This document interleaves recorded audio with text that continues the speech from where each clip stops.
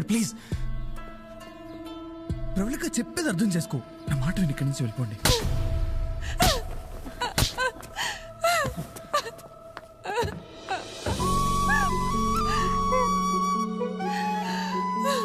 నీ వల్ల ఎన్ని మాటలు పడ్డానో తెలుసా? నేను నీ వెంట పడ్డానా? ప్రేమించమని అడిగానా? పెళ్లి చేసుకోమని చెప్పానా? ఎంత నమ్మాను రా నిన్ను.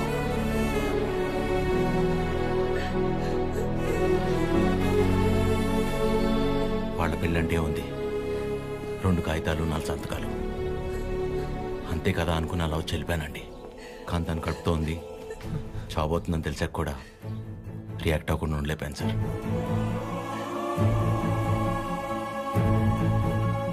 అయినా ఇదంతా జరిగింది నా వల్లే కాబట్టి ముందు నన్ను చంపేయండి, తర్వాత మీ ఇష్టం. ఏ భార్య అయినా తన తల్లి కాబోతుందన్న విషయం ముందు తన భర్తకే చెప్పాలనుకుంటుంది. మీకు మీ ఆవిడ అలాగే చెప్పుంటారు. అలాంటిది నేను ఎవరో మూడోవాడిని. నేను చెప్తే కానీ తెలుసుకోలేని పరిస్థితిలో ఉన్నాడు సార్ మీ అబ్బాయి.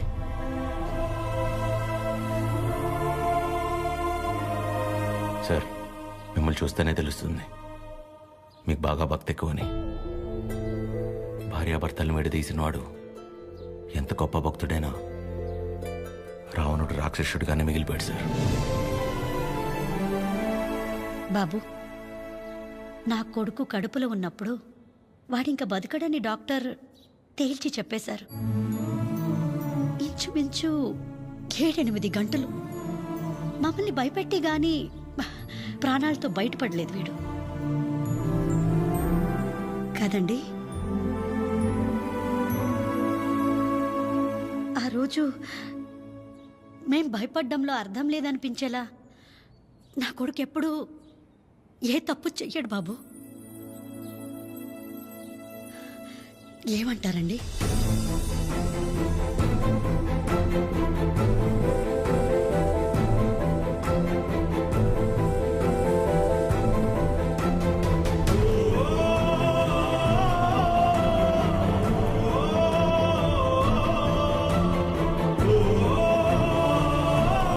అమ్మాయి జాగ్రత్త.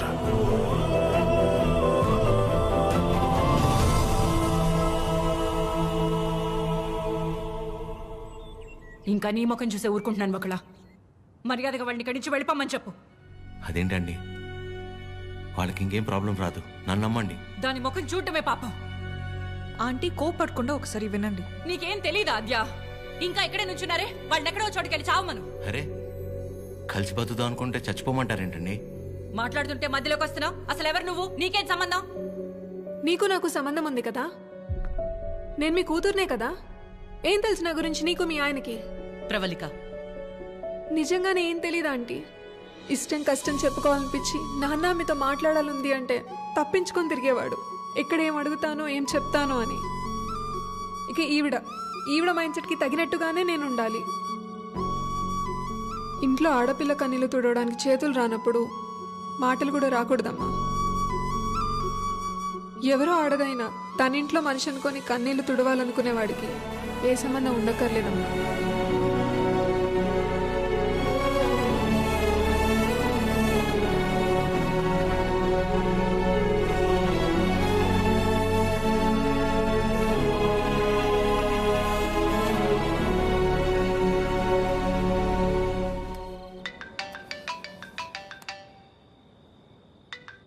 చెప్పండి. ఏం చేస్తున్నావు? ఏం లేదండి, నాకు బాగా ఇష్టమైంది మీ దగ్గర ఒకటి ఉండిపోయింది. అది ఎప్పుడు తిరిగిస్తారా అని ఆలోచిస్తున్నా. అవునా? ఏంటది? నిద్ర అండి, నిద్ర. రేపు పొద్దున మా అమ్మ బ్రేక్ఫాస్ట్కి రమ్మంది. ఏ? ప్రవళిక విషయంలో హెల్ప్ చేసావు కదా, అందుకే. అయితే టిఫిన్ పెట్టి 1000 నోట్ 16 ఇచ్చి పంపించేస్తారా? ఏం సార్, సరిపోదా? మీరేమంటే అది తప్పదు కదా, పెద్దోళ్ళు.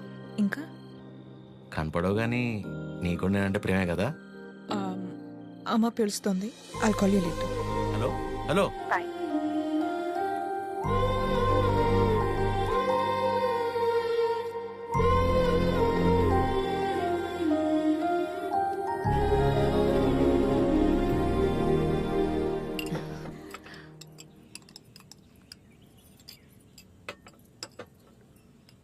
ఏదున్నా ఫ్యాక్టరీలో మాట్లాడి అట్నుంచటే పంపించేస్తాను తప్ప ఇంటిదాకా ఎవరైనా రావటం చాలా రేర్.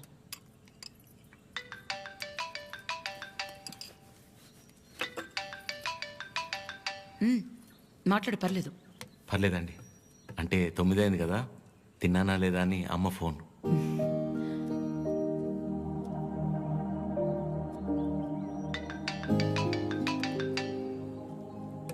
పద్మమ్మ సేమ్ తిన్నానా లేదా అని. ఇంట్లో నేను ఒక్కనే మగ పిల్లాడిని, అందుకే చిన్నప్పటి నుంచి వాళ్ళకన్నీ నేనే. ఒకసారి రమ్మని చెప్పు మీ ఇంట్లో వాళ్ళని.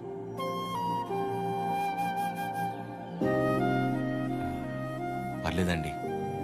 పర్లేదేంటి, రమ్మను. వాళ్ళు ఫ్యాక్టరీ చూసినట్టు ఉంటుంది, నేను ఒకసారి వాళ్ళని కలిసినట్టు కూడా ఉంటుంది. ఏమద్యా? అవునమ్మా, రామని చెప్పండి. సరే అండి. అవన్నీ నేను చూసుకుంటాను లేరా ప్రేమ్. నిన్ను నువ్వు అద్దంలో మాత్రం చూసుకోకరా రే.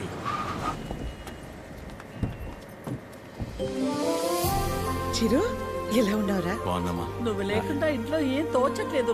టైంకి తింటున్నావా? ఇక్కడంతా బానే ఉందిగా. ఎక్కడ ఉంటున్నావు? షూ. అన్నీ ఇప్పుడే చెప్పాలా, తర్వాత చెప్పచ్చా? సరే సరే, తర్వాత మాట్లాడుకుందాం. బకుల గారు, నమస్తే. నమస్తే. లక్ష్మమ్మ, పద్మమ్మ, శారదమ్మ, శాంతమ్మ, గౌరమ్మ. అందరూ అమ్మలు సరే, ఇంతకీ అసలు అమ్మెవరో? కడుపులో 9 నెలలు మోసాను కాబట్టి సీనియర్ అనే తప్ప వాడి విషయంలో అందరూ ఈక్వలే. ఆద్య ఎక్కడ? అంటే పద్మమ్మ అందరినీ బాగా కలిపేసుకుంటుంది అనమాట. కీర్తన పెళ్లి జరిగింది కదండి, అక్కడ కలిశారనమాట. అంతే కదా? ఇంట్లో ఉంది.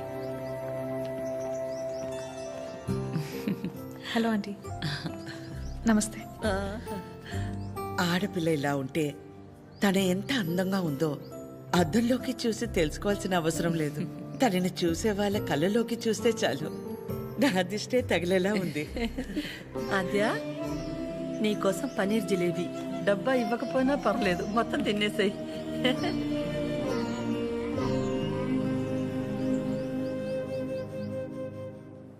ఏంటి ఆద్య, ఇంకా ఏం ఆలోచిస్తున్నావు? ఆంటీ చిరు వాళ్ళందరితో బాగానే క్లోజ్ అయ్యారు కదా ఆద్య. అదే ప్రాబ్లం ప్రవళిక. అనుమానం ఉండి అబద్ధమని తెలిస్తే కోపంతో పోతుంది, కానీ ఇంత నమ్మాక నిజం కాదంటే తట్టుకోలేదు.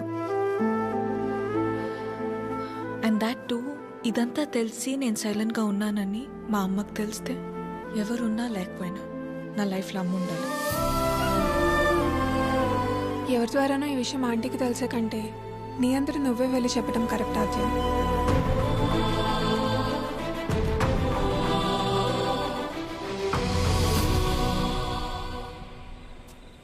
ఆ గొలుసు కొనడానికి మా లక్ష్మి 4 షాపులు తిరిగింది. ఫ్యాక్టరీ వర్కర్స్ లా కాకుండా ఫ్యామిలీ మెంబర్స్ లా చూసుకుంటున్నారు.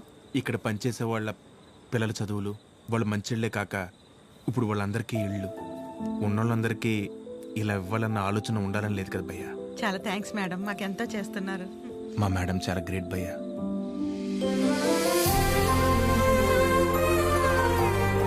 సరే సరే. రే ప్రేమ్, ఫుడ్ ఐటమ్స్ లో ఏం బాగున్నాయి రా? అన్నిటికంటే నువ్వు రా అన్నది బాగుందిరా. కూర్చోండి ఆంటీ.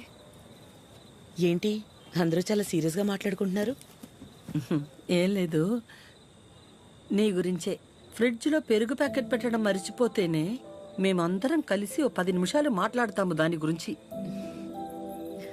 అలాంటిది నువ్వు ఒక్కదానివే ఫ్యాక్టరీ, ఇల్లు, బిజినెస్ ఇదంతా ఎలా సాధ్యపడిందా అని. ఓ అదా, ఆద్య వల్లే. లైఫ్లో ఇంక హోప్ లేదు, అంతా అయిపోయిందనుకున్నాను. అప్పుడు ఆద్యకి 8 ఏళ్ళు. ఒకరోజు నా దగ్గరికి వచ్చి, అమ్మా నేనేమైనా తప్పు చేశానా అంది. నువ్వు తప్పు చేయడం ఏంటి అంటే ఏమందో తెలుసా? నేనే నీ ప్రపంచం అంటావు కదమ్మా, నువ్వెలా ఉన్నా అది నా వల్లే కదా. నువ్విలా ఉన్నావంటే నేనేదైనా తప్పు చేసుంటే చెప్పు, ఇంకెప్పుడు చెయ్యను అంది. ఆ క్షణం అనిపించింది ఇంకెప్పుడు తన నా దగ్గరికి వచ్చి అలా అడిగేలా నేనెప్పుడు ఉండకూడదని.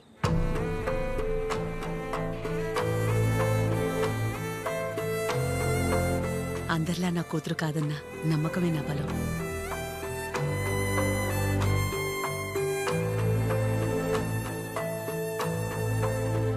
మీ బలం మీ చిరు, మీ పెంపకం తన ప్రవర్తనలో కనిపిస్తుంది. చాలా బాగా పెంచారు మీ చిరుని.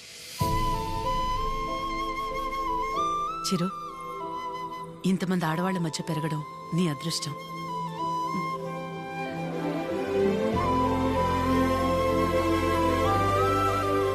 ఆస్తులు అంతస్తులు ఎవరైనా ఎలాగైనా సంపాదిస్తారు, కానీ ఓ ఆడదాని దగ్గర నమ్మకం సంపాదించాలంటే క్యారెక్టర్ ఉండాలి. ఎలాంటి పరిస్థితుల్లోనూ ఏ కారణం చేత నీ వల్ల వాళ్ళకి ఏమచ్చ రానివ్వదు.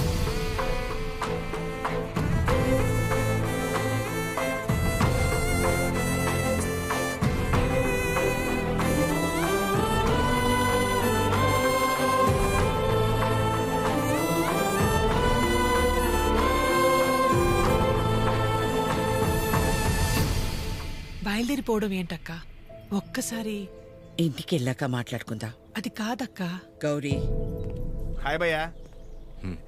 నమస్తే అండి. మీరందరూ ఇక్కడుంటే ఆవిడేంటి మేడం గారు ఇంటి వైపు వెళ్తుంది? ఎవరు? మన పద్మం గారు. వకలా,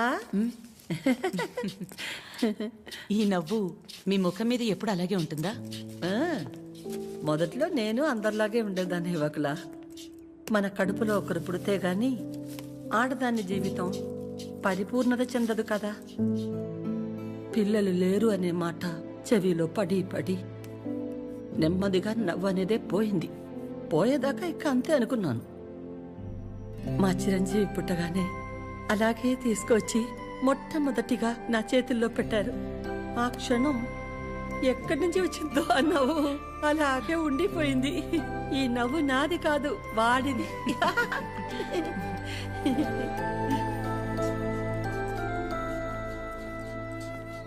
నీకు మొక్కలంటే బాగా ఇష్టమా వకలా? ఈ మొక్కల విషయంలో మాత్రమే ప్రపంచం ఆడా మగానే తేడా చూడదు. మా చిరు కూడా మొక్కలంటే బాగా ఇష్టం.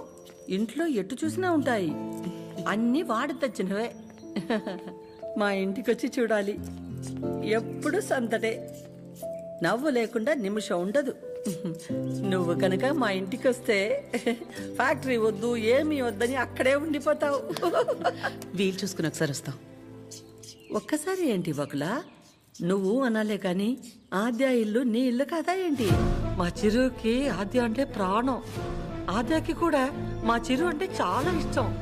కానీ నీ గురించి ఆలోచించే మా చిరుకి ఆద్య దూరం అయింది. అందుకే అందరం కలిసి చిరుని ఇక్కడికి పంపాము.